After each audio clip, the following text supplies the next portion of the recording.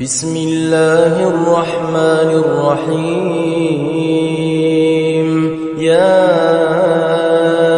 أيها المزمل قم الليل إلا قليلا نصفه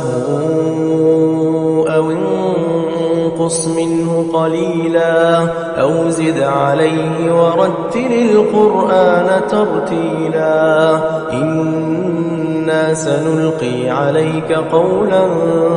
ثقيلا إن ناشئة الليل هي أشد وطئا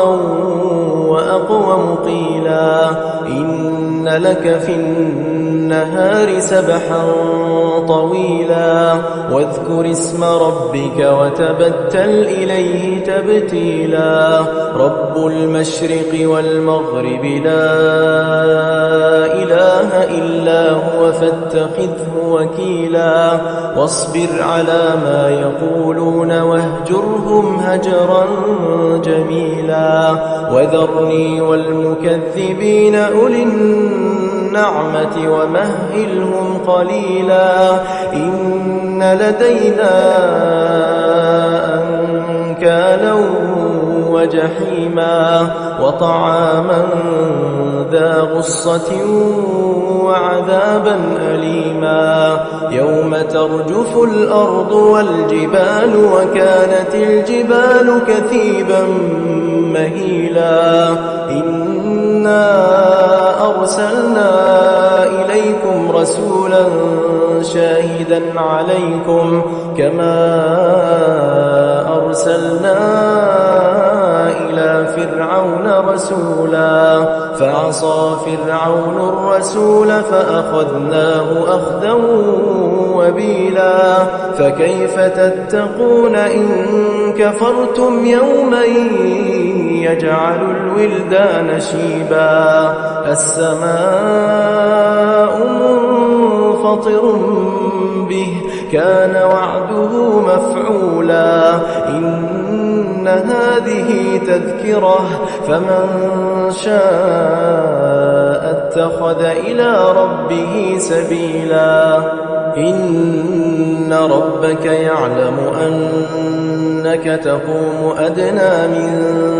ثلثي الليل ونصفه وثلثه وطائفة من الذين معك والله يقدر الليل والنهار علم أن لن تحصوه فتاب عليكم فاقرؤوا ما تيسر من القرآن علم أن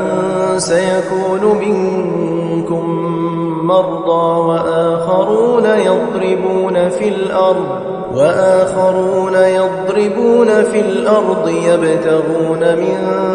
فضل الله وآخرون يقاتلون في سبيل الله فاقرؤوا ما تيسر منه وأقيموا الصلاة وآتوا الزكاة وأقرضوا الله قرضا حسنا وما تقدموا لأنفسكم من خير تجدوه عند الله هو خيرا وأعظم أجرا واستغفروا الله إن الله غفور رحيم إن الله وملائكته يصلون على النبي